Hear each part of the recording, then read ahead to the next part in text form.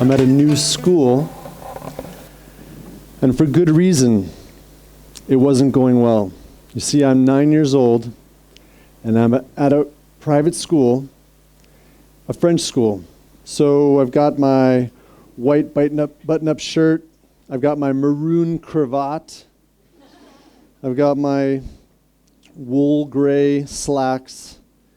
I'd love to have some new friends. So I walk into this courtyard, and I see some kids playing over on the wall. And as I walk over to them, my eyes widen because they've got paper and pencils and drawings and maps, and they've got these dice that look like gems. And I say, "What are you doing here?" I say, "We're playing Dungeons and Dragons. You want to play?" "Yeah." Now, I didn't know what Dungeons and Dragons was. So I was like, just happy to be accepted to do anything. And so they said, "Here, you can be this character." And then I was on a boat, and in one hand I had a sword, and on my other hand I had the tiller, and we were going towards this island. And then I looked in the water, and I could see these gems in the coral, and there was a treasure chest. And I wanted at it, and I just jumped over and into the water, and I swam, and I could get to the gems in the chest, except for I was wearing 30 pounds of chainmail, and I couldn't get up out of the water, and I drowned to death. And with tears in my eyes, I stumbled back away, and I was devastated. I didn't know what to do. My new friends, my new opportunity, my new school. It just felt like the world was crashing in on me. To take you back a year, I woke up to pounding on the door.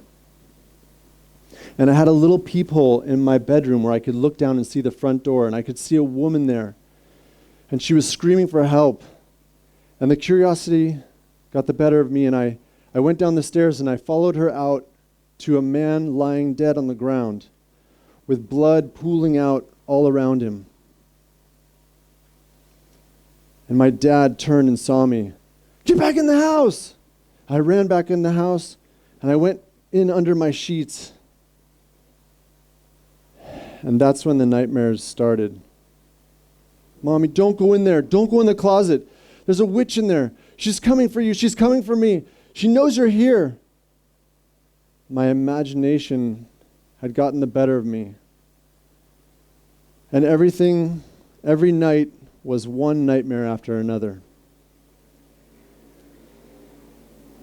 So when I went back, I went the next day, a year later, back to see those boys after a night of crying myself to sleep. And I saddled up to them, and I was like, "So, I died. Is that it?" They said, "Oh, you want to make a new character?" I was like, "Yes." And that became this moment where I came alive, and a whole new world came out for me. And I found a new place for my imagination. My imagination a year before that felt like a curse. And every time I went to bed, it was just, I was so fearful. And I don't want to tell you that Dungeons and Dragons made my life better, because life is what it is. And life offered me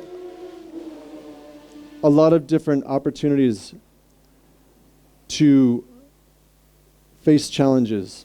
At 10 years old, I was looking down into the coffin of one of my classmates, and I could see his white face, his cold body laying there.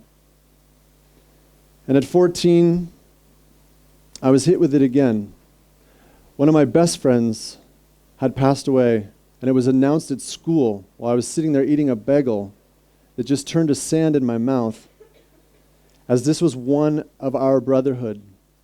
This is one of the people who had gone on these journeys with me. We had slayed dragons, we had faced monsters, we had rescued damsels, and we had formed a brotherhood, and we had felt like something, we had connected with something. And then there I was at 15, and I was standing on a balcony with my dad, and I was just telling him, I just don't know if I can go through with this anymore. I was so cynical.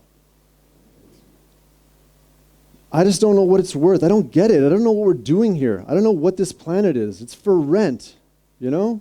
Like, what am I doing? I feel like I'm in a Tron light cycle, and I'm racing with my friends inside of a giant machine, and we're trying to beat each other and cut each other off just to get jobs. And this is the way I was looking at the future. I'm trying to get myself into university. Who can get in there? It's like, why do I even want to do this? What is the point? Why don't I just pitch myself over the railing right now? He talked me down from that ledge. And I carried with me this feeling of darkness, and it kept creeping back in on me. But I did have this imagination and this feeling that when I played role-playing games, there was something in the pain that my characters would go through that wouldn't stay with me. It was just in the game. Why was that? Why did I not mind the pain in the game, but in reality it was so prevalent, it was so intense? And so, using my imagination, I thought, well, why don't I role play my own suicide? I didn't act it out, and I don't mean it in that way. I mean in my mind, in my thoughts, like what would it be like if I just let everything go and just let go of all this intensity and let go of all these things that are haunting me? Because every time I was just getting upset, I was just getting anxious. And so I made a decision that day, I'm committing suicide. I'm done. I'm finished. And I'm just going to stick around to see what would have happened after. And I'm standing before you here today, having manipulated myself so that the next day when I woke up, I actually felt a lot lighter. And I walked up to that girl that I wanted to ask out, and I asked her out. And I went up to the bully in our tennis team who kept correcting how I was playing, and I told him, let the coach coach me. Stop riding me. And, you know, I also had to come clean with some of my friends.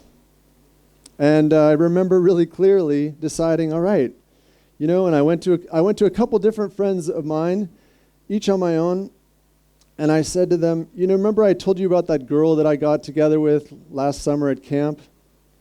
Well, I didn't. And actually, I'm still a virgin. And it was really hard to do these things, but I started to feel lifted. And I had used my imagination to bring me to a new place. And role-playing stayed with me. It was always a place I could come back to.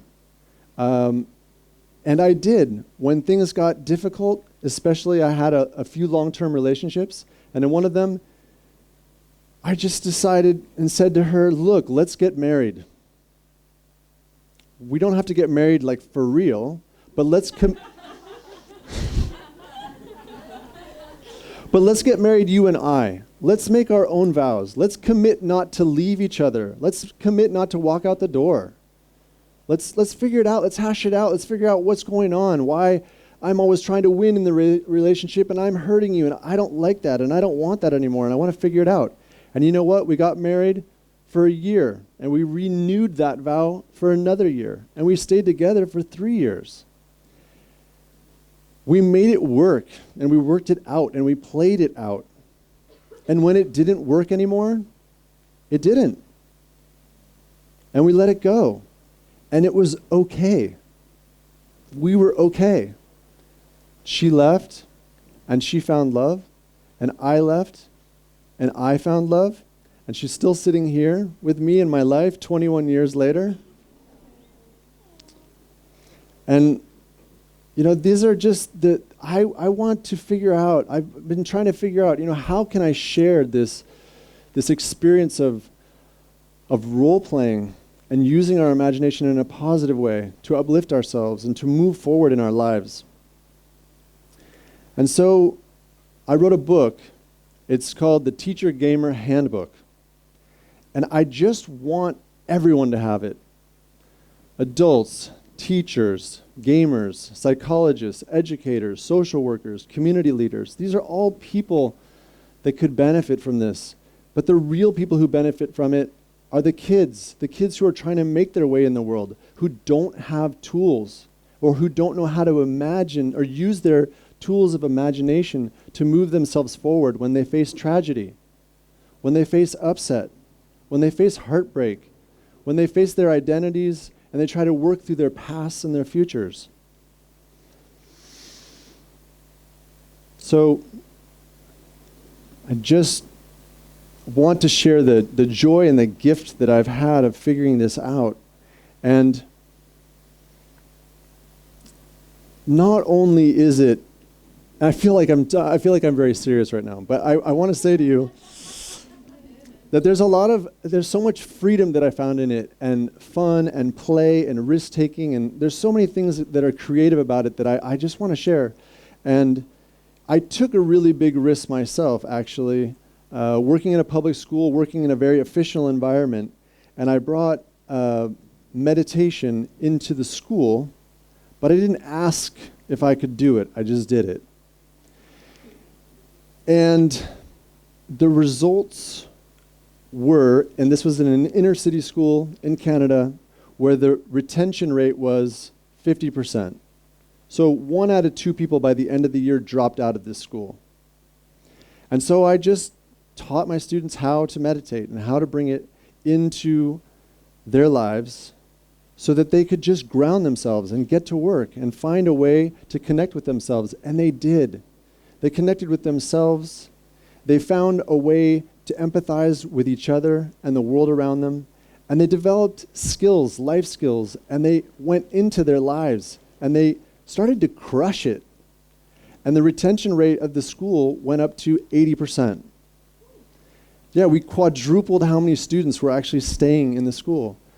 And actually, from taking that risk, I got hired by a prominent, globally recognized school, Green School. And that's how I got to this place where we are. And I just want to be able to share that commitment, the commitment that I have to trying to move education into a new realm of using our imagination. And that's risky, because as an intellectual and as an academic, I know that people don't always appreciate imagination. They want to keep it really straight, and they want to keep it really straightforward. And I struggle with that. I try to figure out, because it's tricky, how do you bring imagination into school and make it legit? And I want that to be something that people can try. And so as I commit myself